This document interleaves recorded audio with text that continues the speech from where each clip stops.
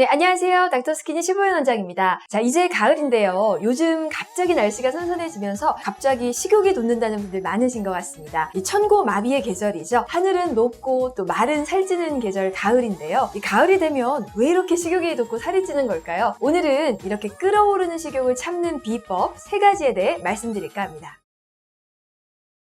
자, 첫 번째는요, 체단탄입니다. 이 체단탄이 뭐냐면요, 식사를 할 때 채소, 단백질, 탄수화물의 순서대로 먹으라는 건데요. 자, 우리가 살이 찌는 이유는요, 밥이나 빵, 또 밀가루 면과 같은 이런 탄수화물을 많이 먹기 때문입니다. 자, 그렇기 때문에 탄수화물을 먹기 전에 가장 먼저 칼로리가 매우 낮은 채소를 좀 충분히 먹고요. 그 다음에는 포만감이 높은 단백질을 먹고 마지막으로 비만의 주범인 탄수화물을 먹게 되면 탄수화물의 섭취를 줄일 수가 있다는 겁니다. 자, 예를 들어보면요, 이 한식집에 갔다면 먼저 밑반찬부터 드시면 됩니다. 시금치 나물이나 호박나물 또 채소 밑반찬은요, 아무리 많이 먹어봐야 칼로리가 얼마 안 나갑니다. 그리고 미역국이 있다면 미역국에서 미역 건더기를 먼저 다 건져 드십시오. 칼로리 거의 없습니다. 이렇게 채소나 섬유질을 좀 충분히 드셔주시고요. 그 다음에 계란 후라이나 계란말이가 나오면 또 다 드셔도 됩니다. 계란 하나에 80칼로리밖에 안 하는 단백질이거든요. 자, 그리고 나서 밥을 드시게 된다면요,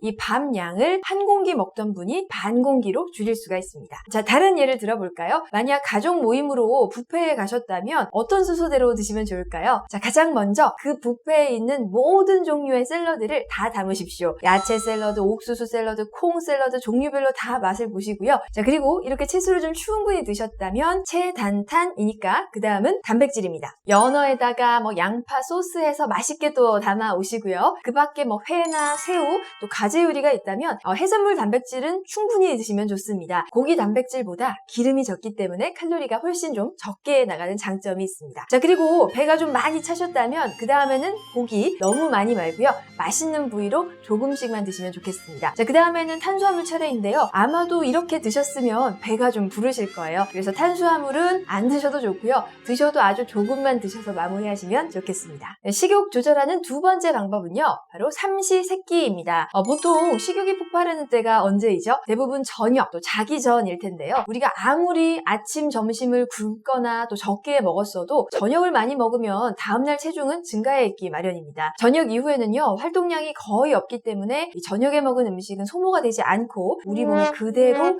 축적되기 때문입니다. 자, 그런데요, 이 저녁이나 밤에 폭식하는 여러분들 생각해 보십시오. 왜 그때 폭식을 하시나요? 아마 삼시세끼를 제때 챙겨 드시지 않아서일 겁니다. 이 점심을 잘 안 드신다면 당연히 저녁에 배가 고프니까 보상 심리로 더 먹게 되시는 거고요. 또 저녁을 제때 안 드신다면 밤에 야식을 드시게 되는 거죠. 그렇기 때문에 이 삼시세끼를 제 시간에 챙겨 드시는 것이 중요하겠습니다. 항상 강조해서 말씀드리는 것이 이 점심은 꼭 일반식으로 좀 충분히 드셔주시라고 말씀을 드리는데요. 그래야 저녁에 식욕이 폭발하지가 않습니다. 자, 다이어트 의욕이 넘치신다고 해서 점심부터 샐러드로 달리고 계신 분들 계신가요? 점심은요, 일반식으로 드시고요, 저녁을 소식하시는 게 좋습니다. 점심도 샐러드로 소식하시고 또 저녁도 소식하신다면 이건 분명히 얼마 못 가고 반드시 폭식으로 이어지게 됩니다. 식욕 조절하는 세 번째 방법은요, 내가 좋아하는 단백질 메뉴 찾기인데요. 끓어오르는 식욕을 억지로 꾹꾹 참으면서 안 먹을 수는 없습니다. 자, 먹어서 다스려야죠. 그런데 무엇으로 먹을 거냐? 샐러드일까요?